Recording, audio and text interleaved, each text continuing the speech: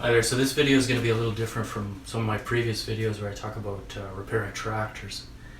Moved out to the country with a lot of the romantic ideas that people have moving out to the country, getting back to nature and enjoying the outdoors more, and having some elbow room, some freedom.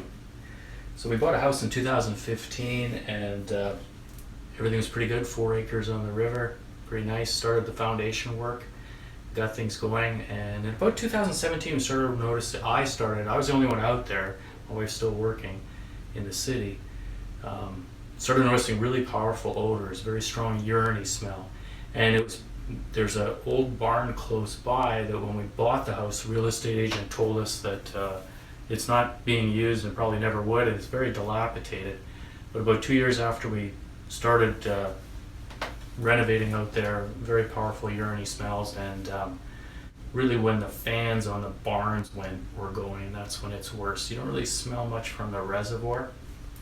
So 2018, I think in the end of 2018, I wrote a letter of complaint after doing a little research to the Manitoba Farm Industry Practices Board. As legally, the definition of nuisance, public nuisance, is an act that endangers the life, health, property, or morals or comfort of the public, or limits its enjoyment of its rights of its property. So nuisance, you think it's just nothing, but actually it's a pretty serious thing. And actually, so is odor. It can be quite serious. We'll go into that later. But because of the Farm Practices Act, you don't have the normal power that you would if it was a company producing plastics or something. You basically don't have any rights. So I needed to find the rules, and I did find them in the Manitoba Farm Practices Guide for Hog Producers. It talks about how to reduce odors, and it talks about the proximity limits. And I see that my house is right at the limit, and the reservoir, the lagoon, is a little bit too close. But lots of good information in there to understand. I had a look at some information from Statistics Canada to get an idea of the size of the industry and what's being produced. I was also able to find some really great information from the University of Manitoba study from 2015. We could learn just about everything you want to know about the industry, including like the number of hogs that are produced in Manitoba. You can see that it's been increasing steadily. And here we see the type of pigs, like whether they're the small baby ones or the adult ones, the sows. All right, and then there's the pigs in Manitoba farm by quarters. Just another breakdown. Sows. Now sows are the key thing because that's, I guess, the one what produces all the babies. Sows are more in Manitoba than anywhere else in the population density, the number of farms by type. You can really see in the numbers the dominance of the Manitoba industry, and that it is expanding and continuing to expand while other provinces are kind of stable. So if we look through the data here, as I looked through it, I learned that there's really basically like two industries in one. You've got your smaller industry, which is the local producers, and they send more to Manitoba, and also they produce the baby pigs, which are exported to the United States. So we've got a whole bunch of these little under 20 kilogram pigs.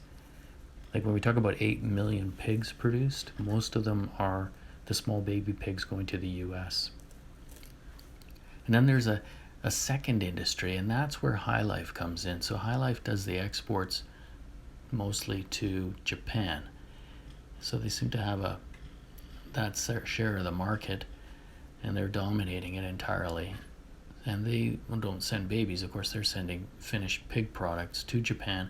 And we see that the price that they get in Japan is pretty good. So it's almost like two industries. And if you were to I think if you were trying to convert to two industries, you need to take that into account, that the export industry, large scale, is more the high life side, and the smaller farm producers, they produce more for Manitoba and Canada, and a lot of their stuff, I guess, goes through maybe Maple Leaf. But that's what I seem to be able to realize. It's almost like two industries in one. I also spent a little time looking at how these barns actually work, and this is a great graphic about it. So showing the slat floor and how there's channels underneath, collects up the manure. Some of these channels have the ability to separate between the heavy manure and the urine a little bit. One of the things I did find in another graphic too that's really cool is those big fans all around the outside are usually blowing air in, and then it forces the air back out over the manure and out through a vent at the bottom of the floor, which really makes them even stinkier. It's no wonder that when the fans are going, it's so smelly. But really, the truth is here in the Western Producer, and it was quoted in 2019, they were sold out. So what they produce, it says 2.3 million hogs. How much of those are actually for export? I think most of them. I think up to 70%, and I'm going to find out more research on it, but up to 70% of all the hogs produced are actually for export. So that brings up all kinds of questions, like why are we producing all these hogs for export? And if we are we doing it appropriately? Like, are our environmental standards the same as other countries that we're exporting these hogs to? Because, so this, I had a look in Japan, what are some of their environmental standards? And right away, with me being interested in the air standards, the most interesting thing that I learned about, if you look, is that they have actual odor indexes. So they measure the odor in two ways. They have olfactory experts, thousands of them actually, that get containers of the smell, and they smell it and they rate it. So they're certified olfactory experts. They rate the smell by their nose. Then they also have chemical measuring equipment, which can measure the hydrogen sulfide, which is the main chemical, and all the other chemicals like ammonia. So they get all human readings, which are important, and also chemical readings. Because, you might think that barn smell is just a normal thing. Well, I can tell you, I have a hog factory on one side of me, and on the other side, my other neighbor on the other side has grass-fed cattle and wild pigs that run around in the corn and everywhere else. And let me tell you, I don't mind the smell of cattle manure or horse manure. It doesn't bother me at all. It's kind of a sweet smell. Hog manure is very different. Like poultry manure, it's nasty. It's very heavy in urine. The slurry from pig manure is very, very, very intense, and it's full of a urine-y smell, which, if you're familiar with it, it's much worse than other types of smells. So again, it just brings you to the whole idea of what is sustainable agriculture.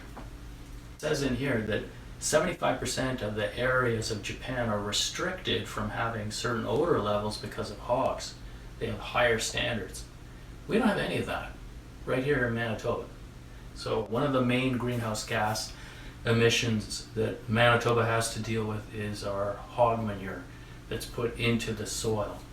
I think that sustainable agriculture is where we're definitely going to be going from having researched this for quite a while now. Thanks for listening, and if you like, please hit the like button, and if you can subscribe, hit subscribe. We've got more videos to come to get into more details on this, and you're going to follow my whole adventure, finding out as much as I can about the industry, and maybe we'll even change our minds. It's possible. Thanks.